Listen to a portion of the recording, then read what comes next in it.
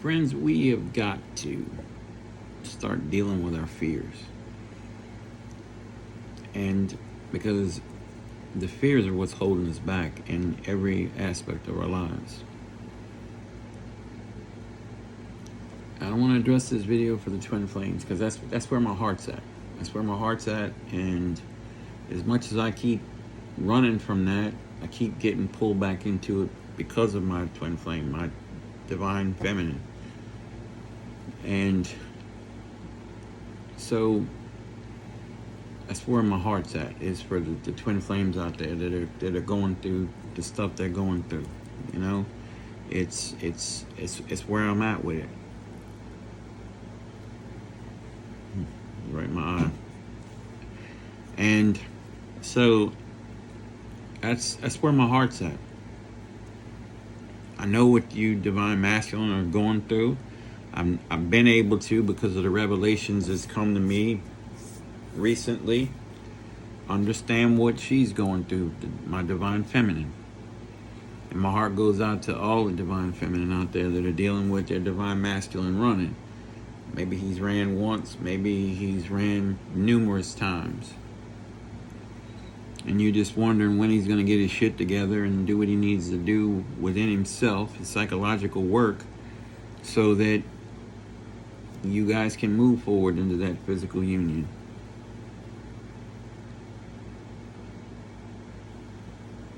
All the while he's going through what he's going through in his head, whatever it is, dealing with whatever, or just not wanting to deal with it. And all that, you know. So that's where my heart's at. But I really started thinking throughout the day, and I'm gonna be honest with you, I'm gonna try to keep focused, because right now I'm running on stupidity and fumes, because I ain't slept since I got a couple hours yesterday morning, and that's it. I ain't been to bed yet. So since yesterday morning, my mind won't shut off. It's just the revelations are just coming and coming and coming. And I don't know how spirit works with you, but when the revelations start flowing, that stuff just starts coming in.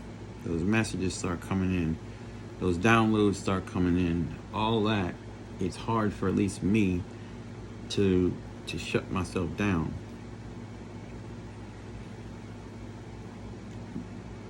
And then I'm afraid to shut myself down, because I'm afraid if I shut myself down while all that's coming to me, I'm gonna miss something. I'm gonna miss something important. It's gonna cost me over here. So I do everything I can to stay awake, and that's to focus. Tear it apart. Tear whatever comes to me apart. I mean, tear it apart like a junkyard dog on a fresh steak thrown over the fence to it. And then I get caught up in what I find and what's there. And it's just, I'm always afraid that if I shut down when it's coming through, I'm going to lose the connection with spirit. And whatever the message is coming through, especially when it comes to my divine feminine, and as well as information that I feel will help you guys. I'm always afraid that if I fall asleep, if I don't write it down, if I don't start breaking it down immediately, all the while I'm getting, and I get it crossed up, then I'm gonna miss something. It's gonna cost me something over here with her. It's going to cost one, maybe more of you out there that take the time to watch my videos. It's gonna cost you something. Had I just done this and stayed awake and not been afraid, then somebody's gonna go through something out there. All the while, that's That's my shit. That's me taking responsibility and accountability for something that's not mine. It's not mine. You know, that's my shit. That's the way I've been all my life. And that revelation came the other day, and had I shut down and went to bed that day, I'd have missed that episode of Chicago PD, that particular moment, and that message may have just totally just skipped right on over my head. But instead, when it came through on that episode, and that character told the other character, you do this thing where you take accountability for everybody. And I immediately, like I said in another video, I immediately just started bawling, and just bawling. I had no clue what that comment meant, no clue on earth what it meant. And when I finally was able to compose myself, I literally started. I typed it in and wasn't getting much information, and I started typing it different ways, and it started coming through. And when it finally, I was able to piece together through the different ways I was happening to word it, to get information, it came through. And that's exactly what I've done all my life. Taking accountability for stuff that's not mine. And then I was able to figure out where that came from in my past. So now I can start not boom jumping like head on, but it's there, and I know, and I can work on it now at a slower pace, because I understand it now. I'm not afraid of it. How many of you twin flames out there, you know, I've said in another video about the connection, it scares you. It's so intense, you've never experienced anything like it, and it scares you. Yeah, it's relationship with yourself, you know, all that. But at the end of the day, it's still scary. It's still scary. And then you get into it, and all this stuff starts coming up. All this stuff starts coming up. You're scared because in the beginning it's too good to be true. I'm afraid it's going to fall apart. And not only are you feeling that, but your twin's feeling that as well. They're feeling it as well. So you both got that going on. And then a separation occurs. So now then your fear is justified, because now then look what's happened. And you're afraid because they're not with you. That's the greatest person I've ever been with. This was so amazing. And I want that. And now I'm afraid that it won't come. It won't happen. They won't come back. All the while, we're so caught up in our own fears and everything that's happened to get us to that separation, we never take into account that they're afraid too.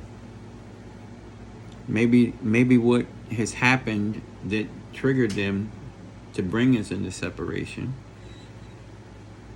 your actions, Divine Masculine, of running, has now triggered the fears that they've dealt with all their life from their past. But now they've got the fear that they've had all along, that this was too good to be true. Absolutely too good to be true. This person I'm with, they're too good to be true.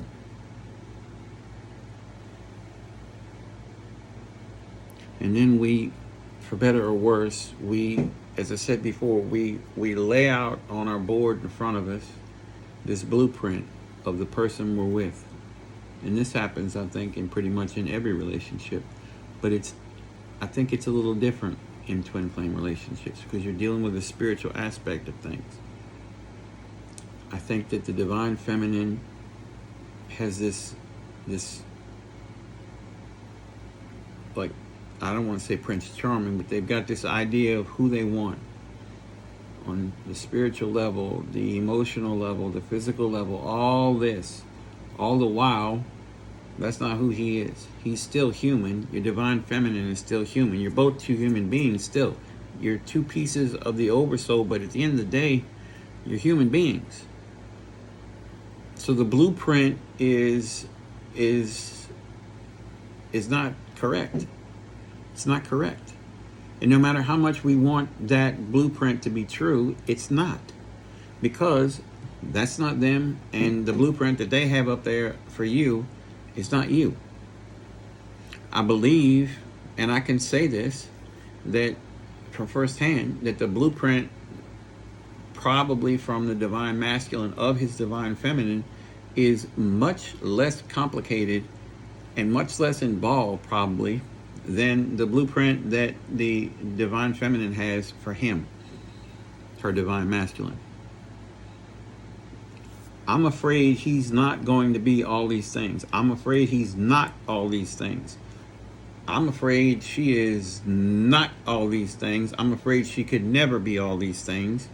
And now then, fear is just, it's almost like a cloak, and it's enveloped you.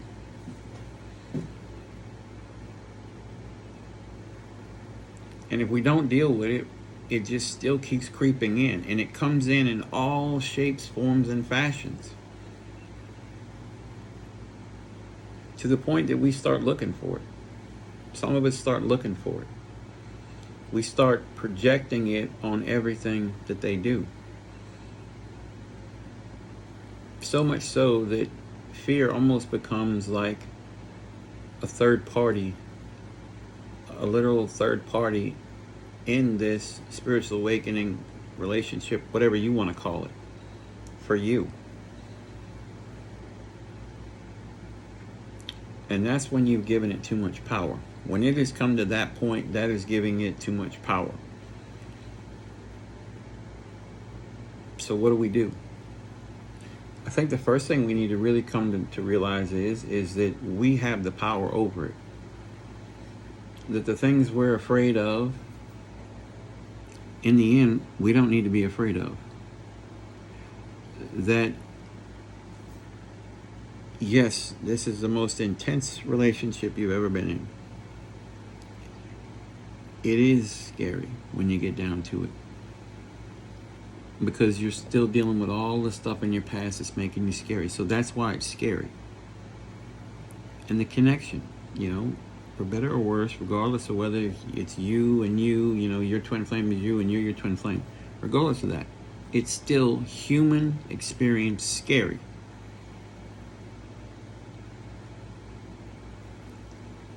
Recognize that. Recognize that your twin flame, your divine feminine, your divine masculine, is, at the end of the day, still a human being. You are a spiritual being in a physical body and having a spiritual experience. So we've got to start working on our fears. We've got to recognize it immediately.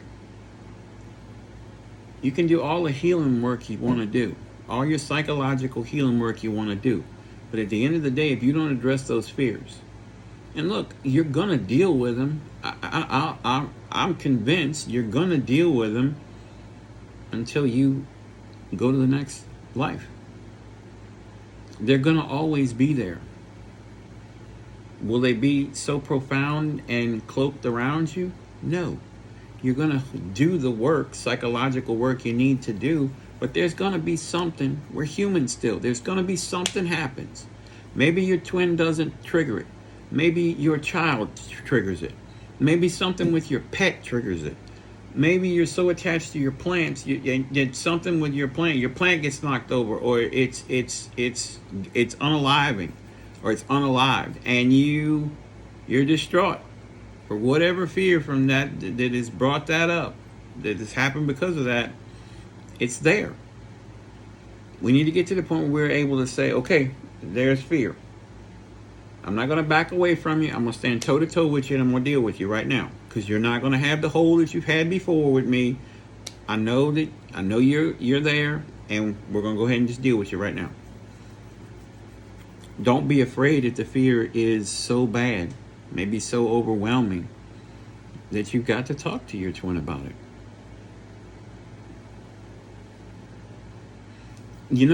At the end of the day, as I said in numerous videos, we come into any relationship, we've got walls set up. that keeps us from having the communications that we need to have. If we keep these up, then we don't have that trust circle that I call it. And without that trust circle, then the one thing that so many need, and we all need it, but so many more need it even more than the other person, and that's safety. So if we start back at the walls, what keeps those walls up? Stuff from the past. Well, what is a big thing with the stuff in the past? Fear. It's fear. If I let this wall down, I'm afraid that I'm going to be vulnerable. I'm going to be seen as weak. The things that I want to talk about are not good, and I'm afraid that it's going to affect the way they see me. I'm afraid they're going to feel sorry for me. I'm afraid whatever. It's fear. It's fear. So we've got to work through the fear. We've absolutely got to work through it. If we don't, it's going to continue to be the third party in our relationships. So let's start recognizing it and stand toe to toe with it and say, I'm no longer letting you have the power you have had all this time in my life. So yes, let's start dealing with it, folks. Let's start dealing with it so that we can get past it, so we can ultimately get to the physical union that we all want.